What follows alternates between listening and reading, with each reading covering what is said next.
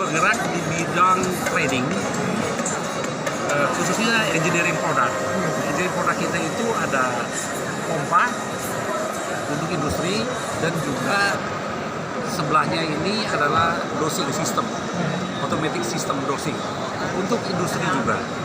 Tinggal industrinya manufacture atau industri air minum, semua jenis bisnis kita itu. Ini produksi dalam negeri atau luar negeri? Ini 100% produksi dalam luar negeri, tetapi kita ada lokal kontennya 25%. TKDN-nya khususnya untuk lokal. TKDN. Ya, 25% TKDN. 25% minimum. Kita 26. Kasarnya jadi Semua jenis industri khususnya di air minum dan juga industri utilitas, artinya utilitas untuk semua pabrik dan industri gedung tinggi. Kenapa tertarik bisnis di Indonesia? Saya orang Indonesia ya, pasti tertarik di Indonesia. Iya, kenapa? Peluangnya Pak Peluang di Indonesia. kenapa, iya. Peluang di Indonesia karena masih ada banyak opportunity, jadi pasti lebih besar di sini. Masih besar Pak ya. Iya, iya. Terus pasaran ekspor kemana? Kita sementara ini tidak ekspor, tapi orang Luar. negara lain membeli juga dari sini. Bisa, Pak, ya? Bisa. Jadi misalnya dari Vietnam, dari Kamboja, dari Timur Timur, tadi ada dari Turki juga. Mereka walaupun kita ngimpor, mereka juga bisa ngambil dari sini. Ini masalah kelebihan produk ini satu apa Pak? Kedua, Quality. masalah harga bagaimana? Quality. Harganya berapa?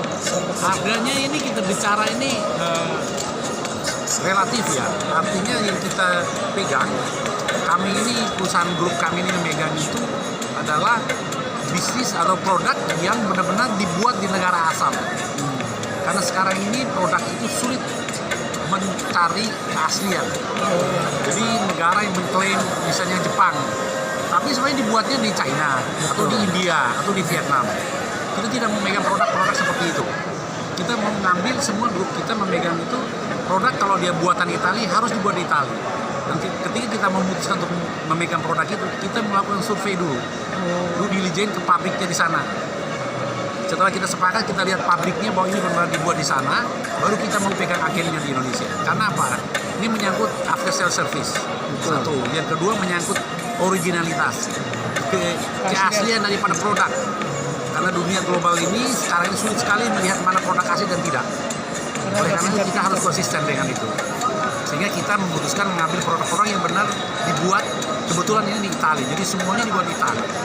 Jadi di Italia kita survei dan kita memutuskan baru kita pegang di sini. Dan kita pegang hanya satu-satunya distributor eksklusif untuk Indonesia. Ini yang EMEC ini rencana nanti untuk Asia Tenggara kita lagi bersaing dengan Vietnam untuk memegang distribusi Asia Tenggara pusatnya di Indonesia. Kenapa? Karena kita mau Asia Tenggara yang tadi hub atau hubungan melalui Singapura, kita berusaha untuk memindahkan juga di Indonesia bisa melakukan itu. Jadi tidak harus melalui Singapura.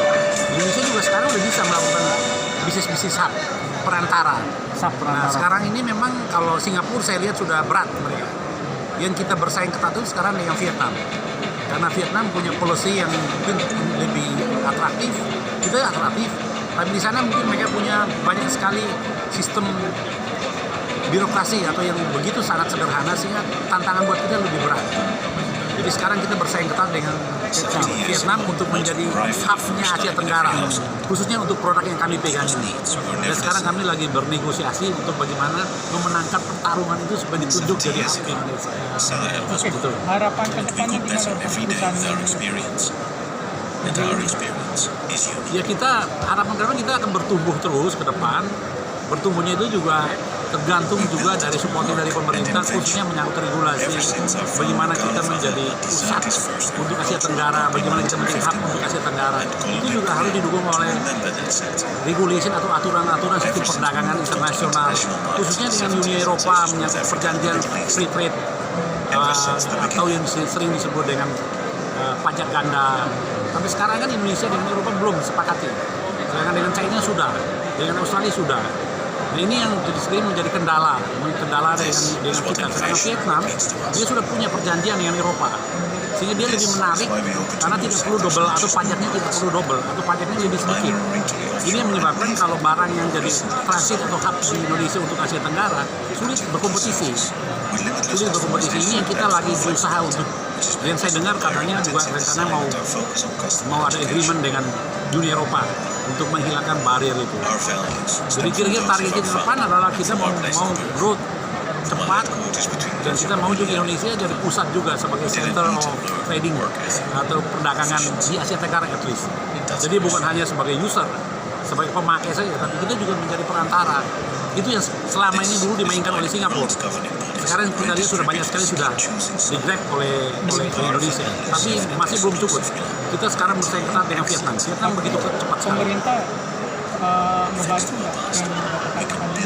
Ya kita tidak minta pemerintah untuk membantu dalam bentuk finance, tapi regulasi itu yang kemudahan regulasi, khususnya regulasi, konsistensi regulasi dan biaya-biaya yang berhubungan dengan ya itu import yang begitu rendah, taxnya pasti, kemudahannya, perjanjian free trade agreement itu harus cepat dilakukan.